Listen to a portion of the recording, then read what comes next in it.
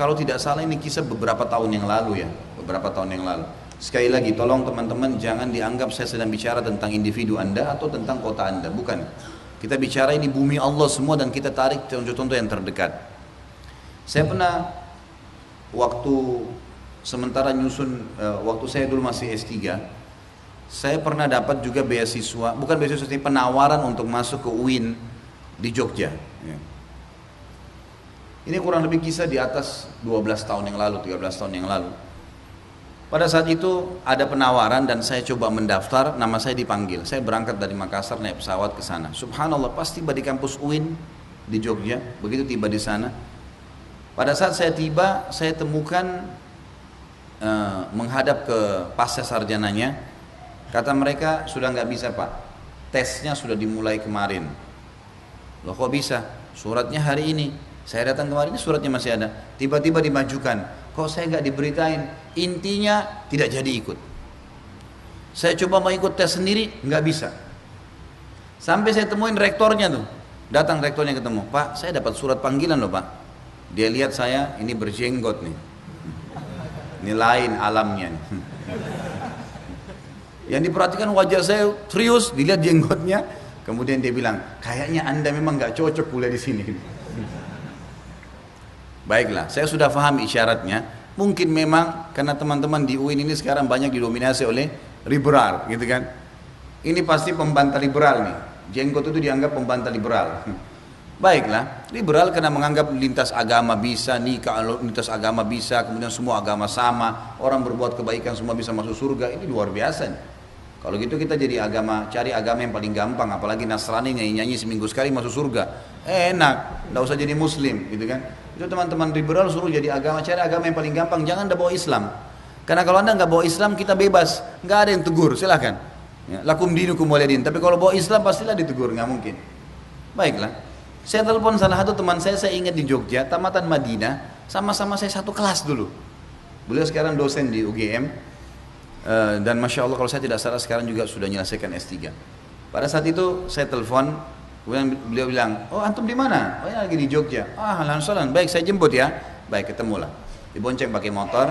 Terus di motor itu dia tanya, tujuan antum datang ke sini apa? Saya ceritain, saya dapat panggilan untuk sekolah S3, mau lanjutin di sini. Terus gimana? Ada ceritanya unik akhi. Nggak jadi saya diterima. Katanya tesnya dimajukan 1 hari, padahal suratnya hari ini. Saya sudah coba korbanin, datang on time tapi nggak bisa. Terus tiba-tiba dia bilang kalimat ini, teman kebetulan lahir di Jogja, orang asli Jogja. Dia bilang sama saya, alhamdulillah antum nggak jadi masuk. Kenapa? Ini kampus UIN di Jogja nih. Ini UIN yang paling terparah di Indonesia. Pemahaman liberalnya luar biasa. Sampai pada tingkat kalau ada anak-anak mahasiswa yang sholat, ya, anak muslim sholat, dia olok-olok sama temannya. Kamu masih sholat ya? Kesian. Kalau mereka mau belajar agama Nasrani, datangkan pastor atau pendeta, belajar di halaman UIN tuh. Dianggap kita harus belajar dari sumbernya langsung. Subhanallah. Ya. Anda tidak butuh baca Injil, nggak butuh belajar dari pendeta, belajar dari ustadz dan kiai aja belum habis-habis ilmunya. Baca Quran aja kita masih banyak belum difaham, terus mau baca Injil dari mana? Tapi itu yang terjadi. Baiklah. Dia cerita lalu kemudian kelanjutan. Saya sempat diskusi panjang lebar, makan siang sama beliau, bicara masalah Jogja. Terus saya sempat terlintas, karena saya tulis tulisan ini, saya bilang, akhi, saya dengar ini Jogja sering ada gempa, langganan tuh, bukan gitu?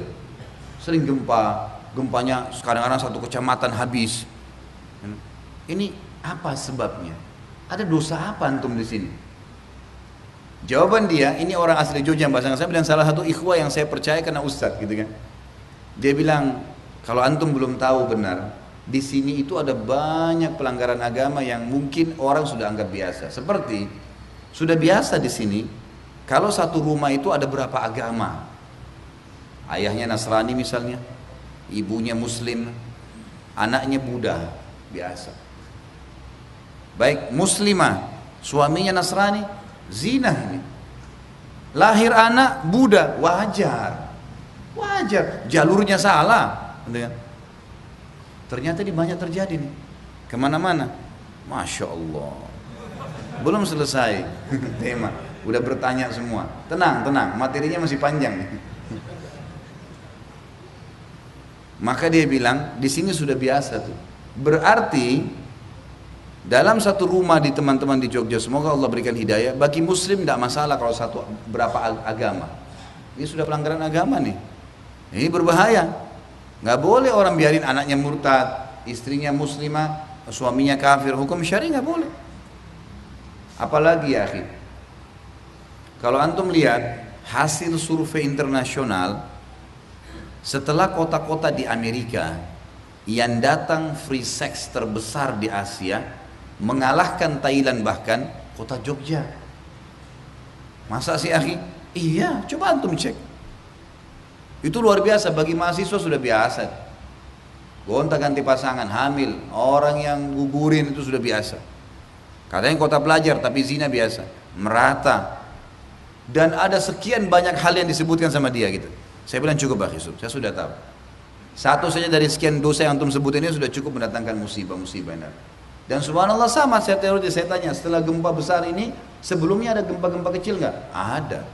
Ada. Kecil-kecil dulu letupannya. Nggak mau sadar, sekalian yang besar. Kan begitu. Ada yang lebih parah. Apa itu? Kadang-kadang ada sapi yang dianggap sapi apalah ya. Sapi suci, gitu kan. Yang ini, yang itu disimpan di tempat khusus dan segala macam, subhanallah, yang jauh dari agama Islam itu sendiri. Ringkasnya teman-teman sekalian, dosa-dosa ini walaupun Anda seorang muslim, merata, datangkan musibah merata, gitu kan.